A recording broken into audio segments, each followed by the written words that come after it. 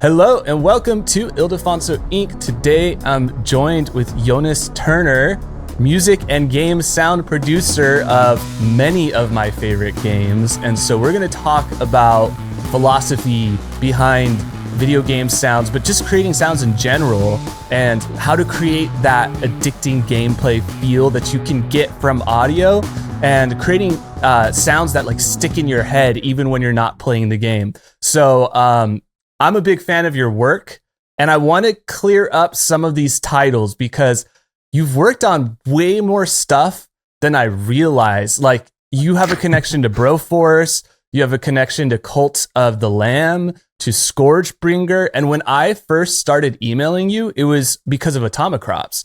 And so then, in the time that we've been in contact, you've now released Go Mecha Ball. So, real quick, can you tell us what your credit was on Cult of the Lamb, because that's another one of my favorite indie titles, and I'm curious how you got connected with that team. Yeah, I was the sound designer of Cult of the Lamb. Wow. Yeah. So I did all the sound effects in it. Well, most of them. I discovered you as a composer. I was like looking up who did the music for Atomicrops, and that's when I discovered you also do sound design. And then when Cult of the Lamb came out, that's when I discovered that you sometimes work with other composers, right? Because there was a different composer in Cult of the Lamb, but you did all the sound design. Yes. Wow. Yes. And well, I did all of the sound design before the DLCs. Those I haven't touched. That's another person. Yeah. Okay, cool. Well, then that helps me understand. And now your contribution to Broforce, what was that? Again, sound design and voice acting. So the dude who's yelling at you, that's me. Wow. And then you have all these other projects that people know you by that I haven't even dove into. Like, you have Nuclear Throne. Now, Scourgebringer is a game I'm really aware of. They're just through being a fan of Switch indie games and like knowing of that game. And just like double checking your credits, it's like, I can't believe he did that one too. So you have a tremendous list of indie games. It's basically like my wish list on Switch is your repertoire. So, well, thank you. Yeah. So let's talk about that. How do you pick projects? Like, what has been that through line for you? For it's kind of like if I was a publisher, I would see what you're working on next to figure out like what the next cool indie game is. Well, thank you. I mean, that's very kind words. What can I say? I'm bad at receiving kind words, so it's always. I think we all are as musicians. Yeah. But yeah, I mean, to explain, I mean, I kind of go through this question a lot, but it's always from different angles. I just did this question a few weeks ago, but it was kind of people coming to me like, hey, like, how have you done your business plan? And I'm like, well, I did not start there. For me, everything became from being a hobbyist. So I made my own games originally. Like, before I made sounds for games, I was making my own games. Then at some point I was like, hey, my games need sounds. So I made sound effects for my games. I was like, hey, this is really fun. And an important pointer for that is I studied for movie sounds, making sound design, Foley work for movies.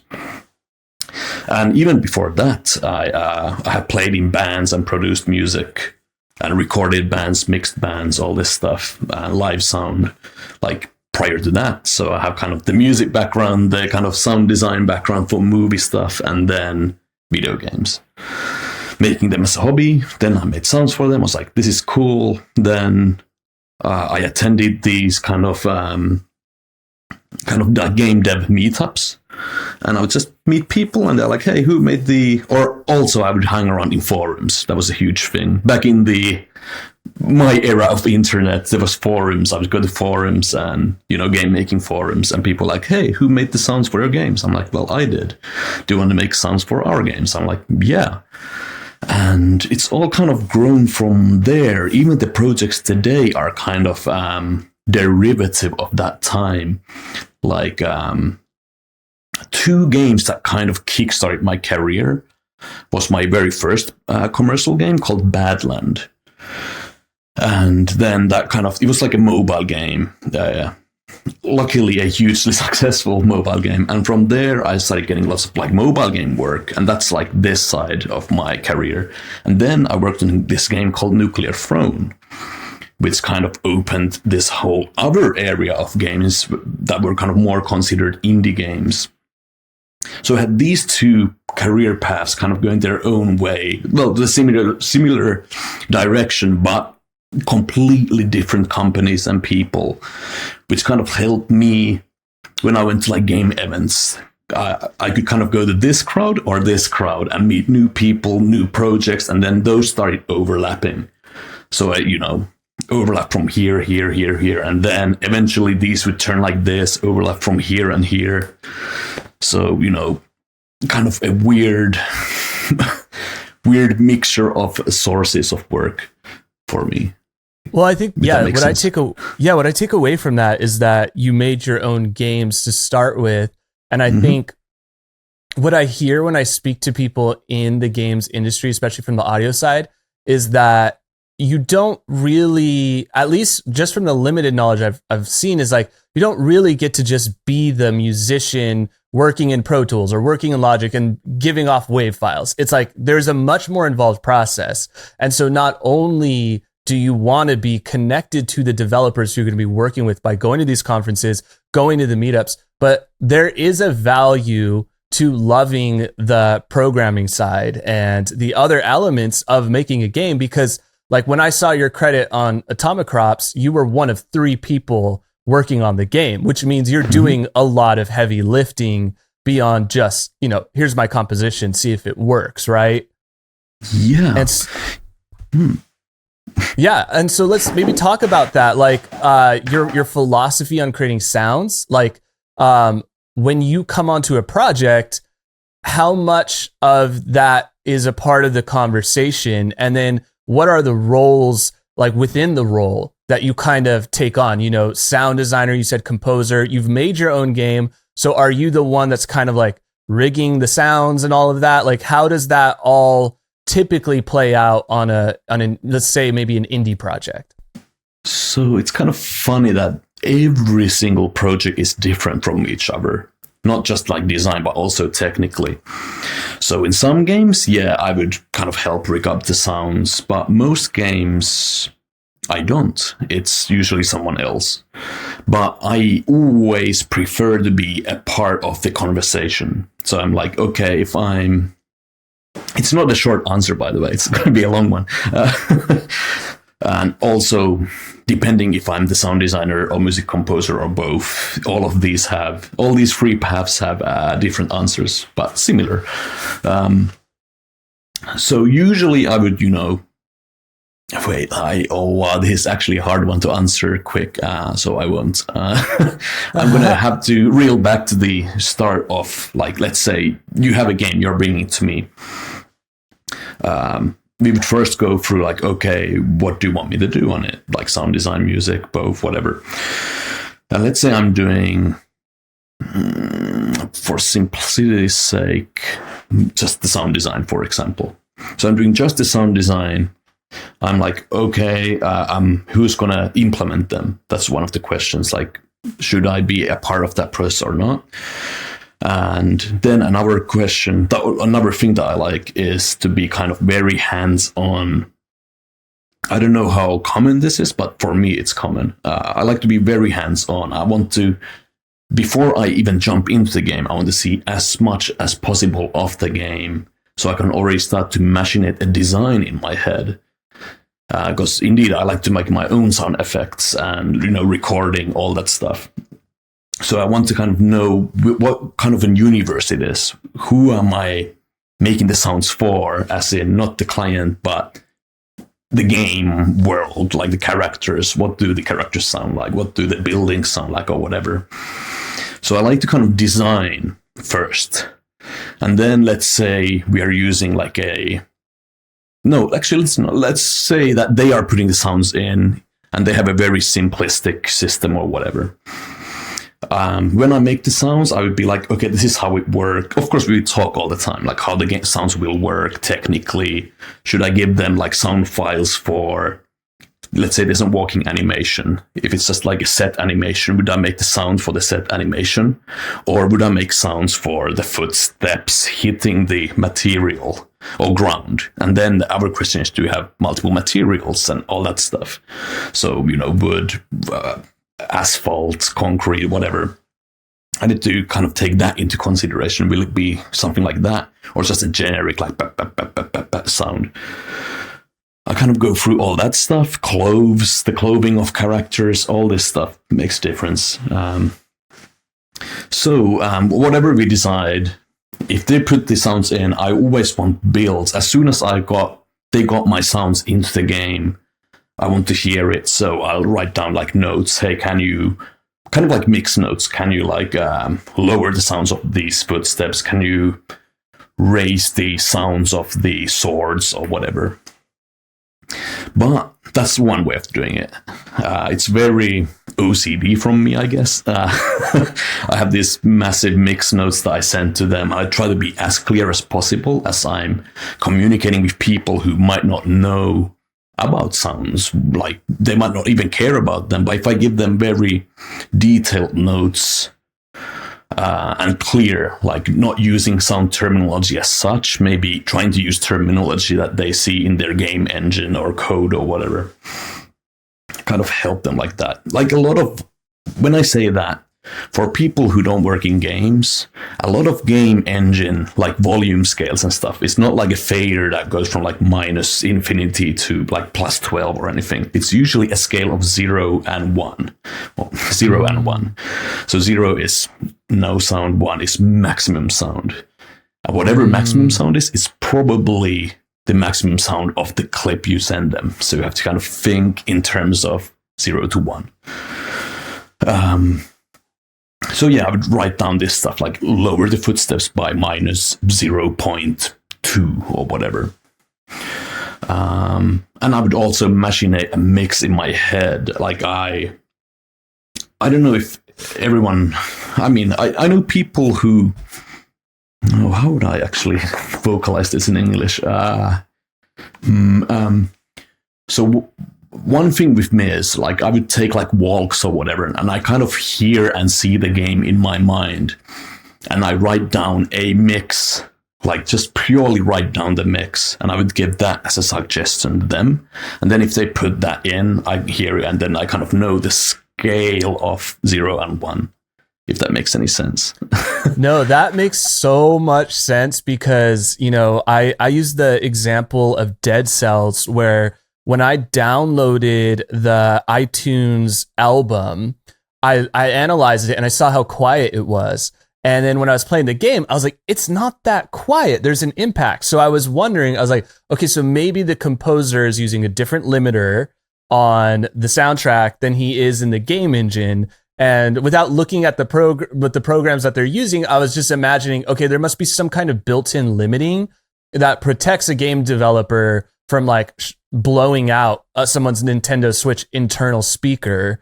And so is that kind of what that 0 to 1 scale does in a way? Is there like or is that, can someone still, blow out a speaker with too much, frequencies in one area? Or how much of the game dev software that you guys are using, how much of that has a guardrail for what typically a mastering engineer would do for a commercial album release? Yeah, I mean, I think all of the consoles and stuff kind of have built-in limiters, and as it's like digital signal, not like analog signal path, there's probably just like limiters that go like, hey, this is just the hard limit, and whatever goes in just gets stuck. Interesting. So it's kind of at a hardware level that those safeguards are in place.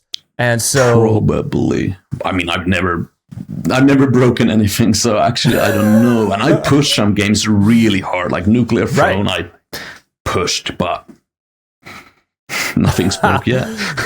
And okay, so then let's kind of talk now about you kind of hinted at it a little bit, and maybe we'll fuse some of the tools that you use, but you said, you'll listen, you'll take all these notes, and you want builds. And I can tell that you play a lot of builds because I get that satisfaction as the player from the feedback of shooting. I was playing a little bit of Go Mecha Ball, and there was the rubber ducky gun or something, and it's like, yeah, that's satisfying. Or I described the Atomicrops guns, where each of them has their own distinct feel, and it's satisfying. And so that, I imagine, you only get to that level if you're playing the games and you're interacting on that OCD level that you refer to. So what other philosophies come into play? Like, let's use Atomicrops as an example.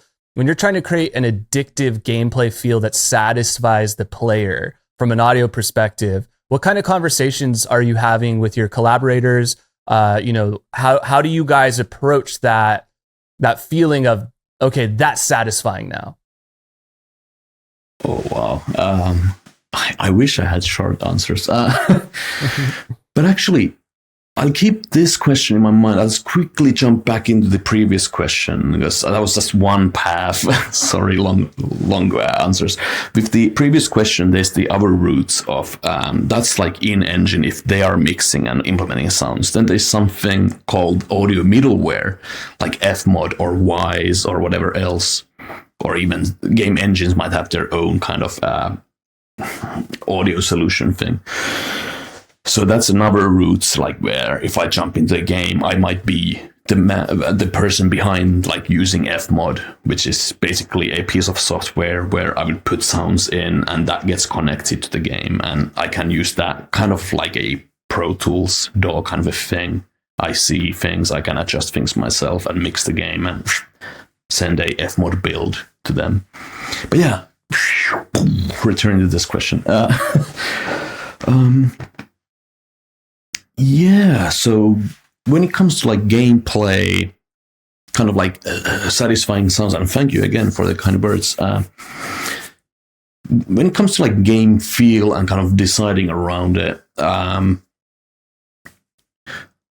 again, I kind of have to jump back into the source of kind of sound design, and writing down a design note, I feel like is very important, just to kind of know where you can implement kind of what are the points where you can kind of implement like more and more kind of satisfaction in the game, stuff like that. Because not everything can be super punchy and like super satisfying. And, if you just have like good stuff all the time, it feels bland. So you have to have a balance of, good stuff, then just normal stuff, good stuff, and kind of communicate with the player like, hey, this is the good stuff. Do the good stuff. So how I personally think of things goes back to very much as if like game design. So I think of the actual physical motion of button pressing. I think that's kind of an important thing. Because you can do a lot of things if you just think purely in terms of pressing a button of a controller or mouse or whatever. So like with weapons, what I like to do is having all the sounds, like all weapon sounds, jumping, whatever. If you press a button, it triggers the thing. I want always that, like, it has to play right at the button press, like something, even if it's just like a sound. It's just something that gives you an impact, that gives you instant gratification of pressing a button. If it comes delayed, if you press a button and it's like, it feels kind of laggy and sluggish. But if something happens right away, like, it just feels like, hey, I pressed that button. And it's kind of very similar to, let's say, if you have like your mobile phone and you kind of press to unlock it or something, it makes a little like kind of like a haptic feedback thing. It feels good because it happened when you wanted it to happen. If it happened a fraction of a second later, it will feel horrible. My phone is laggy. Right. So right. There's like a design. Yeah. It's like physics and design, like you're saying. It's those two large pieces of the pie that you're spending your time on, is like the tactile input, but also the design language of the whole team and how you can translate what's visually on the screen to almost like, sound to me is like the air between the screen and the controller, right? So it's like you're occupying the air in the room, and you're making sense of the controller and how that interacts with the screen. Mm-hmm. Yeah, well, we are kind of the only thing that becomes physical in a video game.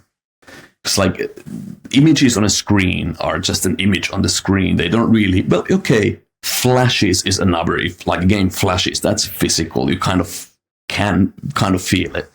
But the only thing you can actually feel other than like controller haptics is sound. That's kind of it's a physical phenomenon, and if you play with that, you can do some cool stuff and design around it. But like sometimes like a sound that I might do, it's not necessarily always even kind of the thing that you see. It's sometimes just like a feeling guideline. Like, I mean, I played millions of hours of video games in my life. Maybe tell us, like, what are, not to distract you too much, but like, I do think that would be a good insight into the influence of this topic is like, what are those games that you played tons of hours? Because I imagine that there's a feeling there of like, okay, I'm remembering how this game hooked me in, and now I'm going to deploy that tactic in this game when I'm designing the sound. So like, what are a few of those titles? We are talking thousands of games. I mean, the thing with inspiration is it's not necessarily even a sound inspiration. It's just like a feel inspiration. Like being inspired by something that I see in a game. Let's say like I see this nice explosion. It's not necessarily the sound that inspires me. It's just seeing like a little shockwave happen, and I'm like, in my mind, I can kind of hear something else.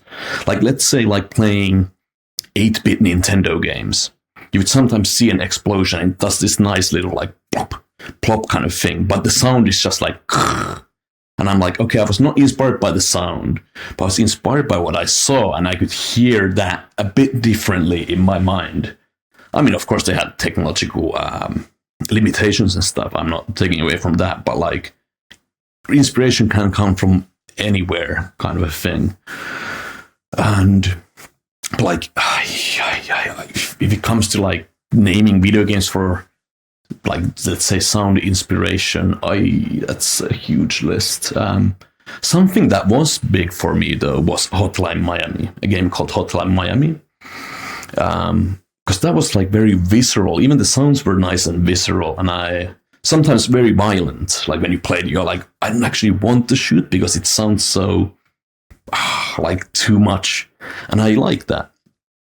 And it's like not like satisfying sounds isn't always about sounds that make you feel happy.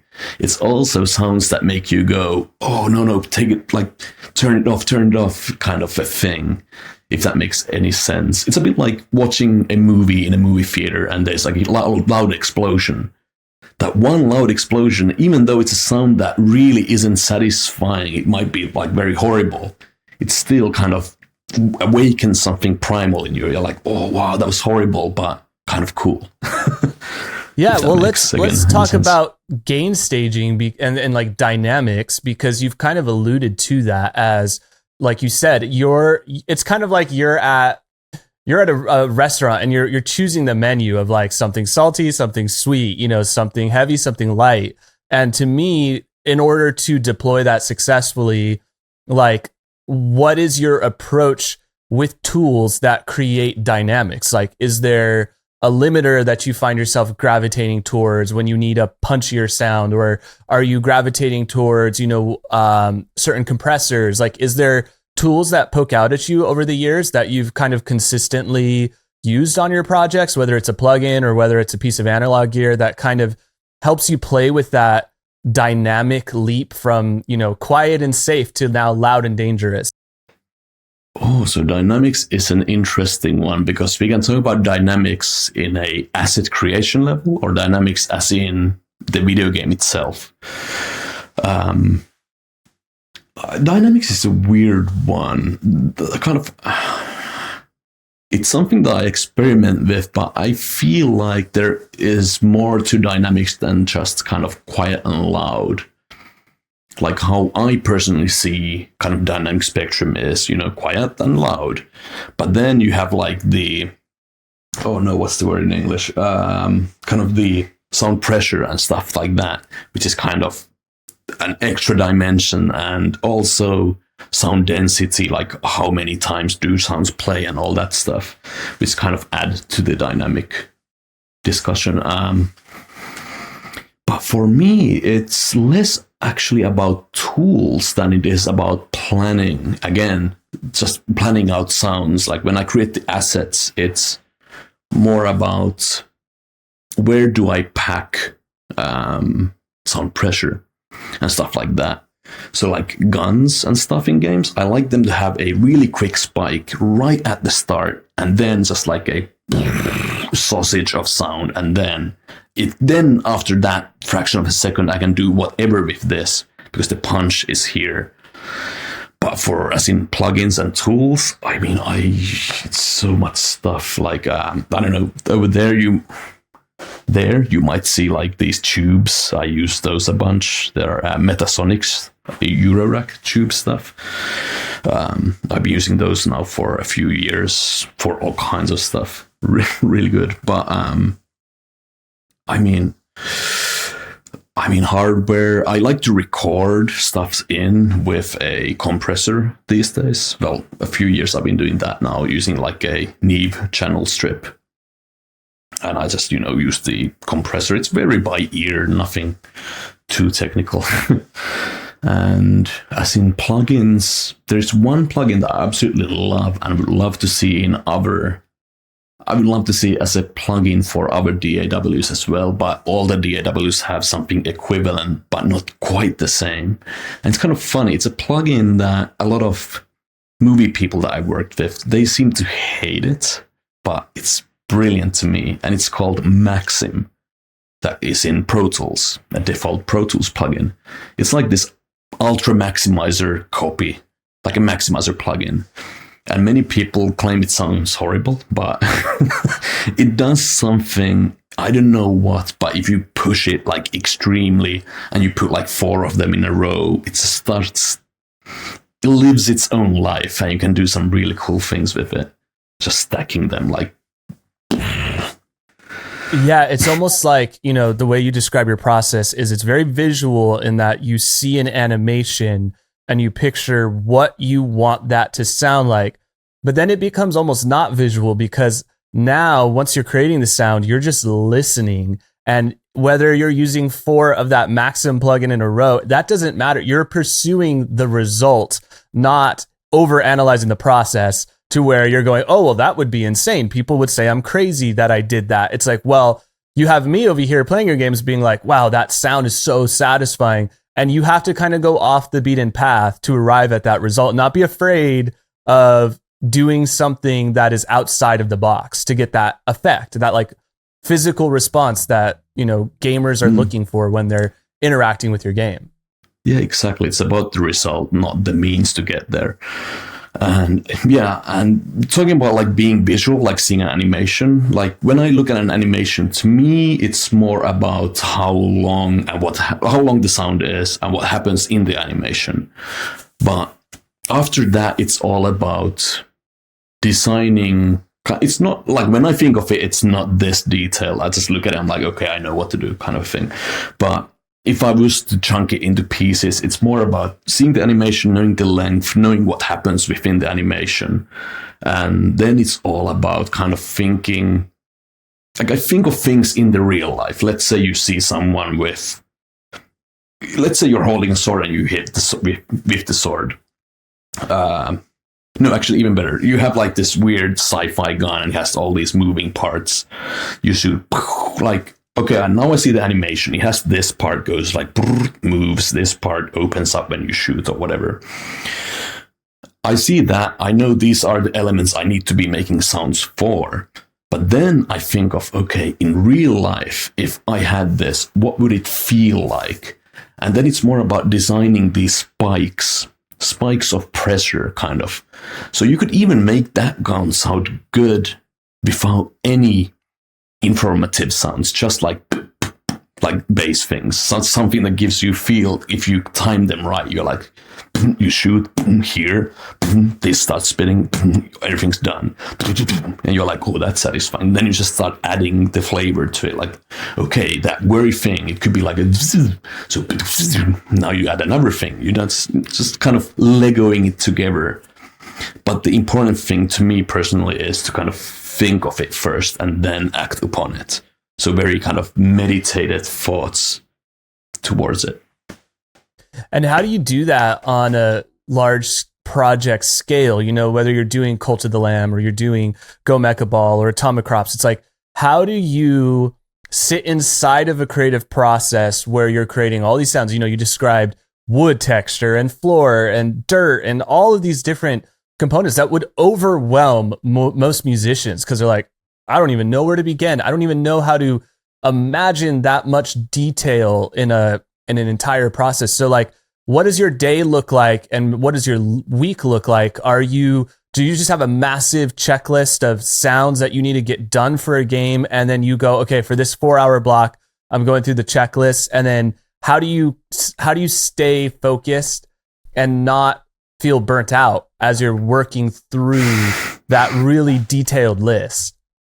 Yeah, so talking about burnout, that's a completely different topic. I mean, again, I would say it kind of sucks to say this, but it's mostly about experience at this point.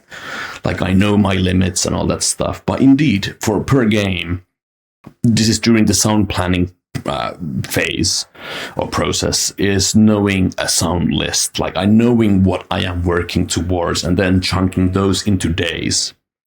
So like I roughly know how much I get done per day of a certain thing. So it's just, I know, okay, this sound list will take me 150 days. So I start putting those into just like a schedule, work schedule. So I know if I start in this month, this day, I should be roughly ready about here. Like this project will take me 6 months. This project will take me 2 weeks or whatever. It's always dependent on what I'm working on. But there have been times where schedules have got out of hand, like when the pandemic hit.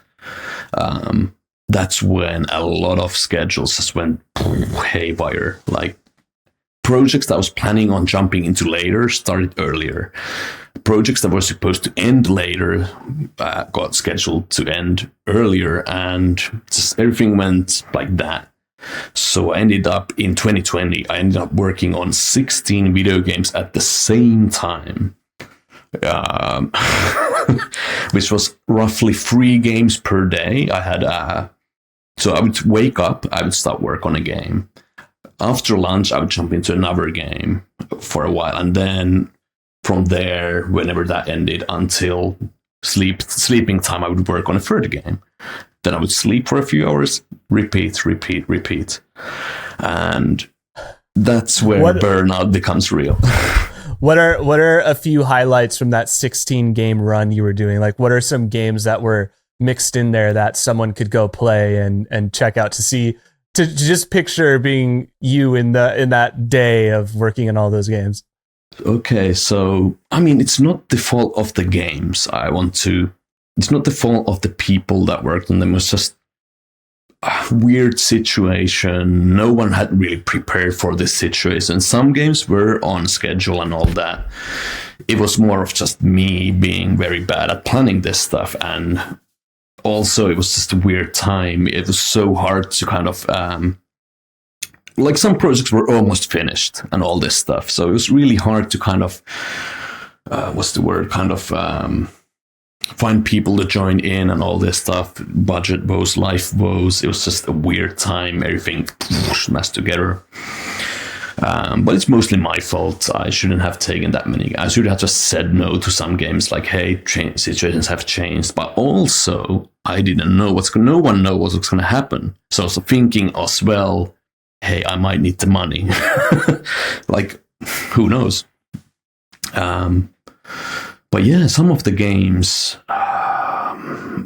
some of these were already about to be ready or stuff like that. So then in that period, There was Scourgebringer, Atomicrops, Cult of the Lamb, Bleaksword, I think, or at least a DLC or so.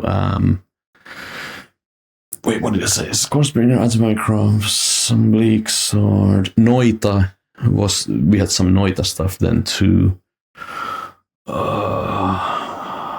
Badland Brawl, I was working on DLC stuff for that. Burn, a game called Burn.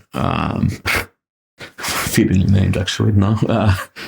What else? I mean, I can't remember. I helped a little bit on Spelunky 2 then as well and stuff like that. I mean, there was a bunch. So it sounds like, it sounds like you do a lot of work with Devolver Digital, and I believe you've worked with Raw Fury through Atomicrops. Maybe as a last question, like, what is some business lessons you've learned by working with publishers, whether it's running your own business or whether it's being in the business of music and games? Like, the more you work with these teams, are there any lessons you've taken away, tips you've taken away of how to manage a project, how to bring it to the market, how to think about, how well is it going to do? Does that matter? Does it need to have a niche? Does it need to fit in a genre? Like, are there any of those kinds of lessons that you've gleaned by working with Devolver Digital multiple times, or where you go, wow, that if I hadn't have worked with them, I would have never realized this? Oh, wow. Okay. Okay, this is going to be awkward. Well, actually, quickly, Raw Fury also released, funded and published my game, Tormentrex Punisher, which was prior to Atomicrops, and that's kind of one of the ways I got to jump into Atomicrops. But publishers is a weird one. There are good publishers, and there are bad publishers, and oh no.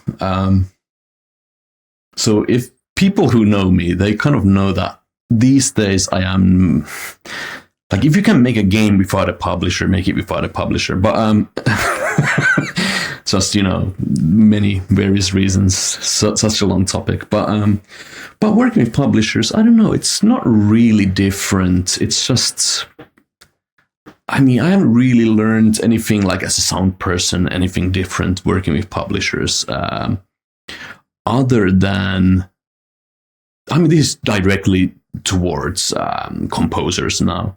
If you have like demos and stuff, make sure that they stay with the developers, and we don't use those as trailer material and stuff.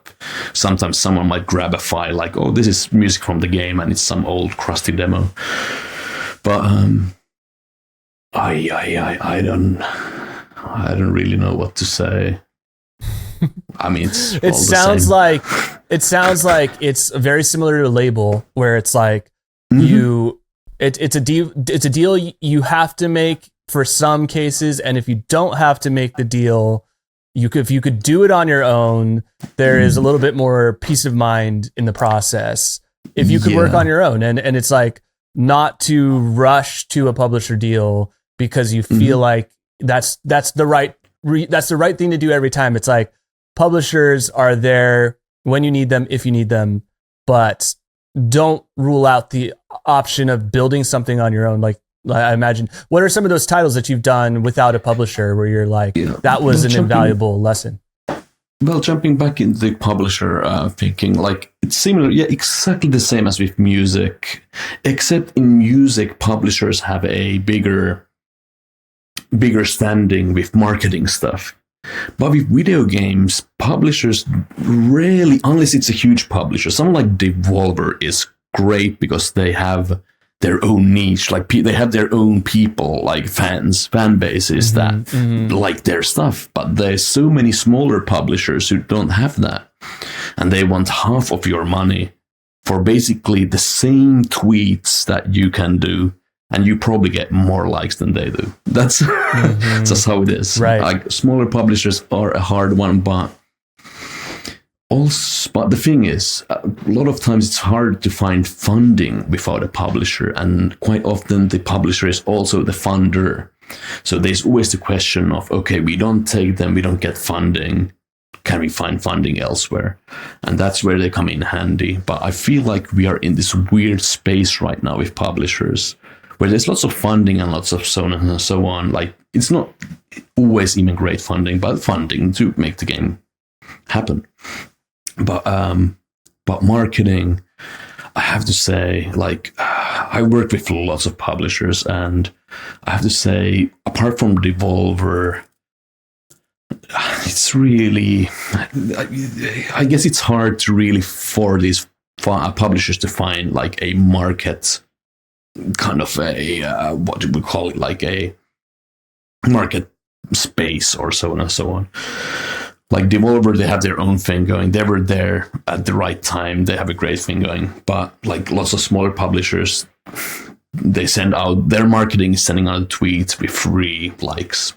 That's not marketing to me. Right. It sounds like you're as you're building your career, you're building your platform, and you need your platform because at the end of the day, you can't rely on a publisher to tweet for you and have it reach a massive audience. There are those exceptions like a Devolver Digital, and primarily the function of a publisher for a team like what you do is to fund the project until it comes out, and you take the loss of the 50-50 cut, but it got the project made, but you're still responsible in a way for marketing that project and making sure that you guys are finding your way onto these, playlists and wish lists and all of these different things that impact how people find your game. So, well, I appreciate all of your insights. You have an incredible, like I said, incredible repertoire of games. And so I'm going to be playing more of your games and coming up with more questions. Maybe down the road we can revisit and dive even deeper. But thank you for doing this, and I'm so glad we got to talk and learn about your process. Yeah, I mean, I'd love to expand upon it more, but I guess we don't have all evening. Right. And sorry if my questions are weird, because I hear myself in this room. It's untreated right now. I just moved for listeners right now, I moved from the countryside back to the city. I have like a mini workroom here, but it's untreated, and it's an apartment building, so sounds horrible right now. And been moving boxes all day, so a bit physically tired.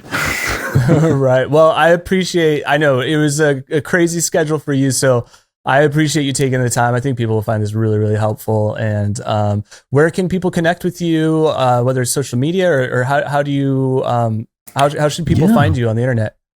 So I use Twitter and Blue Sky and YouTube. And in all of these, you find me as Joonas Turner or Kissakolme, KISSAKOLME, which means cat free in Finnish, which has been my nickname online since a little kid. Awesome. Well, thank you again. Go play Cult of the Lamb, go Mecha Ball. And I also love Atomicrops, but then there's so many others that you've mentioned that the Badland series sounds like one that would be really cool for people to check out to see kind of like your entry, right? Are there any others you want to throw out there that people should play that I missed? Yeah, let's check out Paperhead. It's a new FPS game that we are coming out with. We are actually 2 days from now, we are releasing episode 0 for free. Sweet. So go and check it out. All right. Well, there you go. Go check out Paperhead. And we will see you guys next time. Later. Bye. Rock and roll.